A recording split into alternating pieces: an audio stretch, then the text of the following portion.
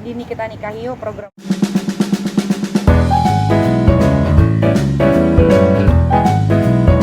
Gue yang ada di Crazy Nick Meriel di YouTube gue, kenapa kepikiran buat nikahin orang gratis? Karena gue nyari pahalanya sih sebetulnya. Karena menikahkan orang itu kan otomatis lo akan dapat pahala yang berlimpah gitu. Apalagi kan gue rumah tangganya gagal terus nih gitu.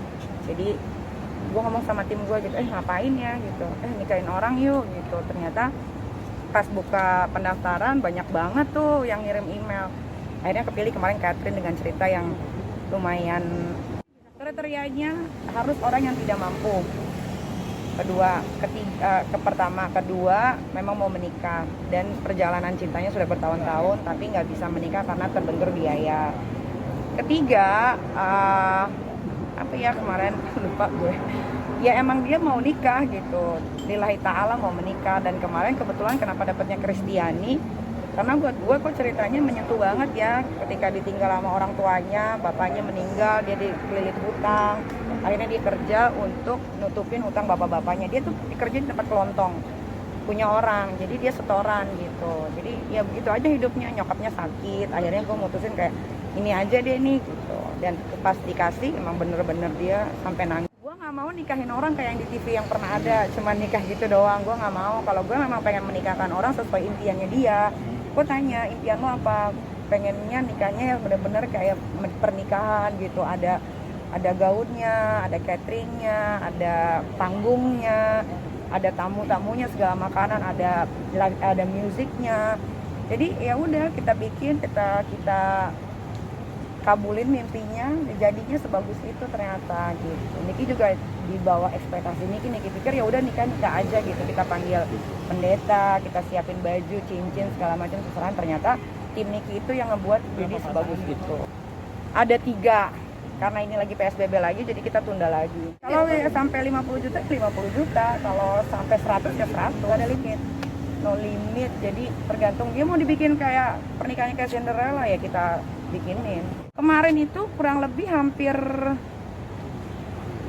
80 ya. Semua.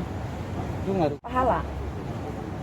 Kalau ngomongin duit susah ya, karena kan cuma tayang di YouTube. Tunggu dulu karena yang mau dinikahin ini kan ada adat kejawen Jawa dan di luar kota gitu. Dia mintanya ya bener-bener pakai baju Jawa yang bagus gitu. Dan itu kan lebih sulit karena kita harus panggil make up pengantinnya yang emang bener-bener bisa gagal terus. Makanya gue mending nikahin orang deh. Mudah-mudahan yang gue nikahin ini sampai maut yang memisahkan. Belum, baru 1, 2 lagi.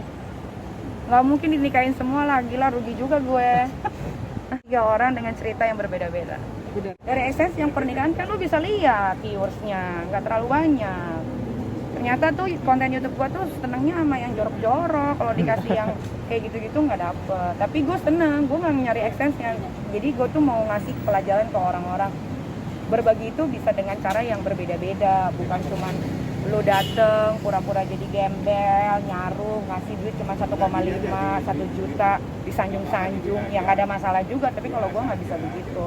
Gue punya cara. Gue lihat aja di Instagramnya, dia selalu DM gue, ngomong ke tim, sampai detik ini dia bilang terima kasih terus, sampai nangis gitu. Ya gue bahagia.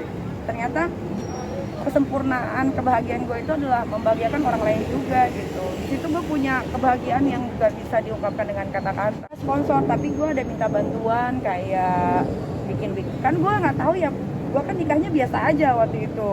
Jadi gue kayak nanya, dekor nih bagus yang mana? Karena gue kan orangnya baik.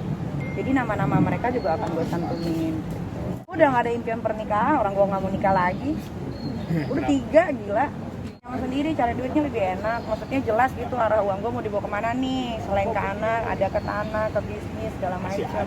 Kalau laki, gak mungkin gue nggak keluarin duit deh kayaknya. Itu impossible. Iya, nggak nikah, nggak pakai nikah. Punya anak, nggak adopsi lah dari perut gue lah. Anak ya tinggal dibuahi, gila. Kok nanya gimana? Orang ganteng lah. Kumpul kebo, ya nggak ada masalah. Kenapa emang? Boleh lah harus. Enggak ya walaupun semua anak yang keluar dari rahim gue akan jadi bagus, tapi gue pengen punya anak yang matanya biru, kalau nggak hijau aja. itu mungkin Enggak lah, boleh aja lah. belajar. Ya mungkin akan dicari setelah PSBB ya. Nanti gue akan libur kan, gue udah bilang sama TV. Gue bilang, nah, kalau selesai PSBB gue pengen libur 2 minggu ke luar negeri sekalian cari gitu. Donor. Ya kan biar ada berita lagi lu kan. Ini kita hamil tanpa suami. Dari kemarin juga kan hamil nggak ada suami. Bedanya yang kemarin nikah, yang sekarang nggak usah nikah. Banyak kok yang nggak nikah hidupnya tentrem-tentrem aja. Cibir aja lah, nggak ada masalah. Gue tuh seneng, anak gue tuh semua punya rezeki masing-masing loh. Lihat aja Arkana kan, oh rezekinya banyak banget. Gue bisa punya rumah mewah, gue punya bisnis yang lancar. Ini aja gue udah beli rumah lagi di Pondok Indah. Jadi siapa tahu anak gue yang keempat tambah lagi rezekinya kan kita nggak tahu. Satu lagi tapi nggak deket-deket ini, mungkin nanti kali 4-5 tahun lagi. Ya, gue karena agak suka gesrek ya.